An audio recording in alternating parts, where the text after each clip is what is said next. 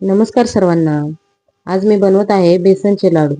तर आज आलेली मला ही बेसनच्या लाडवाची ऑर्डर पूर्ण करताना तुम्हाला ते कसे बनवायचे ते मी दाखवत आहे.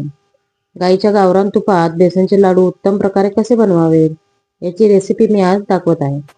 तर त्यासाठी सर्वप्रथम बेसनसाठी छान असं डाळीचं पीठ दळून घ्यावं लागतं. हरभरा डाळ ही थोडीशी भरड अशी दळून घ्यायची. जास्त भरड नाही किंवा जास्त बारीक नाही. रवाळ अशी दळली की बेसनचे लाडू दाणेदार आणि छान होतात चवीला. तर त्यासाठी सर्वप्रथम गाईचे तूप कढईत टाकून घ्यायचे. गॅस चालू करून कढईत तूप थोडंसं वितळलं की मग आपण योग्य प्रमाणात मोजून घेतलेलं बेसन तुपामध्ये टाकायचं. जर तुम्हाला 1 किलोचे लाडू बनवायचे असतील तर साधारण 500 ग्रॅम ते 600 ग्रॅम इतकं बेसन पीठ घ्यायचं. जेणेकरून एक्झॅक्ट 1 किलोचे लाडू बनतात.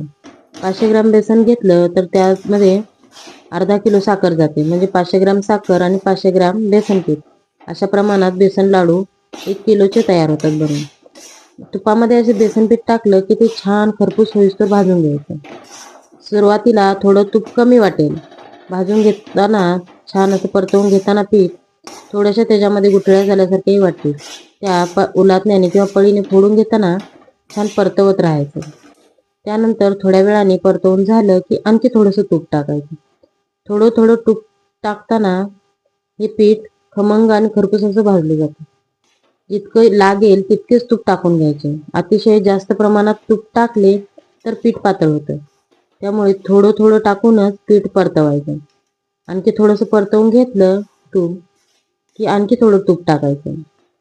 असं करत करत एक योग्य कन्सिस्टन्सी पिठाला आली पाहिजे. इतकंच असं पीठ भाजून घ्यायचं आणि तितकंच तूप वापरायचं. अतिशय जास्त प्रमाणात तूप वापरलं तर ते पीठ पातळ होतं आणि कमी प्रमाणात वापरलं तर त्याच्यामध्ये गुठळ्या होतात किंवा पीठ योग्य प्रमाणात भाजलंच जात नाही. त्यामुळे तुपाकडे लक्ष ठेवूनच पीठ भाजत राहायचं. असं हे बेसन पीठ परतवून परतवून बारीक गॅसवर मंद आचेवर भाजत राहायचं. अगदी मोठा गॅस केला तर मग ते पीठ करपण्याची शक्यता जास्त असते. त्यामुळे बारीक गॅसवर पीठ भाजत राहायचं. त्यानंतर आणखी थोडं तूप टाकून घ्यायचं जेणेकरून हे पीठ छान मऊसर होईल. उलटण्याने छान परतवता येईल अशा प्रमाणात तुपाचं प्रमाण असावं. अतिशय जास्त करायचं नाही किंवा कमी टाकायचं नाही. तुम्ही बघू शकता की माझं उलाटण्याने हे पीठ परतवताना योग्य असं मऊसर वाटत आहे. इतक्याच प्रमाणात तूप वापरायचं. कारण पण खूप वेळ मंद आचेवरच असं पीठ भाजत राहायचं. खूप मोठा गॅस करून पटपट भाजवण्याच्या घाईत मग ते पीठ करपण्याची शक्यता जास्त असते आणि चांगलं असं दाणेदार भाजलं नाही गेलं तर मग लाडू टाळायला डसू शकतात. हातांना चवीला करपल्यासारखे लागतात आणि घशात चिकटतात. त्यापेक्षा मंद आचेवर एक 20 ते 25 मिनिटं छान भाजून घ्यायचं पीठ.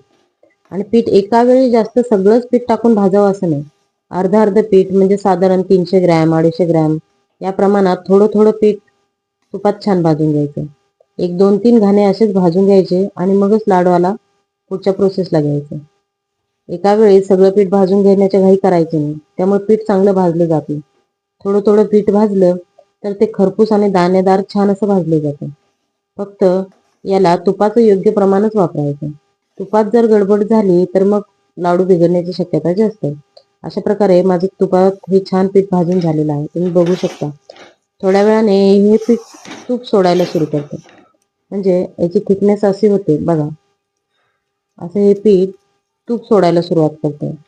पिठापासून तूप वेगळं होताना भाजताना तुमच्या लक्षात येईल की बेसनचा कलरही बदलतो. थोडासा ब्राऊन कलर पिठाला आलेला असतो. सुरुवातीला ते पिवळसर असतं पण नंतर थोडासा लालसर आणि ब्राऊन कलर येतो आणि खरपूस असा वास यायला लागला की समजून जायचं आपलं पीठ छान भाजलं गेलं.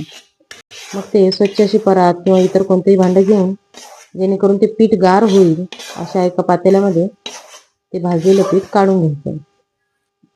अशा प्रकारे हे पीठ दिसतं. थोडंसं पातळच वाटतं सुरुवातीला पण थंड झाल्यानंतर त्याला थिकनेस येतो. ते थोडंसं घट्ट होतं. सुरुवातीला ते तुपामुळे असं थोडंसं पातळ होतं. नंतर ते आळून आल्यानंतर छान व्यवस्थित होऊन येतं. त्यानंतर राहिलेलं पीठही मी भाजून घेत आहे. सुरुवातीला मी 300 ग्रॅम पीठ घेतलं होतं आणि योग्य त्या प्रमाणात तूप वापरून अंदाजाने भाजत गेले. साधारण अर्धा किलो इतकंच तूप लागतं. म्हणजे साधारण 1 किलो बेसन जर तुम्ही पीठ भाजणार असाल तर साधारण पाऊण किलो तरी तुपाचं प्रमाण बेसनाच्या लाडवाला लागतं. कारण याच्यामध्ये आपण पाकाचा वापर करत नाही, फक्त तुपामध्ये हे लाडू बांधले जातात. अशा प्रकारे मी उरलेलं बाकीचं पीठही जे 300 ग्रॅममध्ये आहे ते भाजायला घेतलं. तेही पहिल्यांदा सुरुवातीला जसं पीठ भाजलं गेलं तसंच हेही पीठ भाजून घेते. थोडंसं तूप टाकून सुरुवातीला ते परतवून घ्यायचं. मग थोडं भाजून झाल्यानंतर पुन्हा तितकंच थोडं तूप टाकून थोडं थोडं तूप टाकत हे छान भाजून घ्यायचं.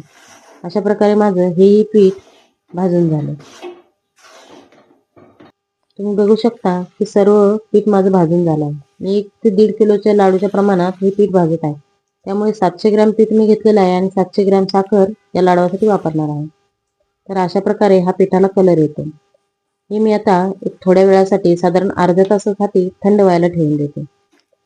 इतर कामं बाकीची उरकून घेईपर्यंत हे पीठ थंड होऊन जाते. हे थंड झालं की याच्यामध्ये पिठी साखर बनवून घ्यायची. याच्यामध्ये मी वेलची आणि थोडे ड्रायफ्रुट्सही टाकलेले आहेत. तेव्हा साखर मिक्सरला फिरवते किंवा तयार पिठी साखर मिळाली तरी ती तुम्ही वापरू शकता. याच्यामध्ये विलायची पूड आणि इतर ड्रायफ्रुट्सही मी वापरले आहेत. तुमचे हे ऑप्शनल आहेत, कारण तुम्ही टाकू शकता न टाकले तरी जमतील. आणि अशा प्रकारे साखर छान त्या पिठाला चोळून घ्यायची आणि असे मस्त लाडू बांधून घ्यायचे.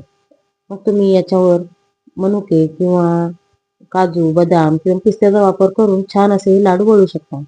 आणि मग दिसायला याचे छान आणि खायला सुंदर खरपूस तांबूस रंगाचे असे आपले बेसनचे लाडू तयार झालेले आहेत. थँक्यू.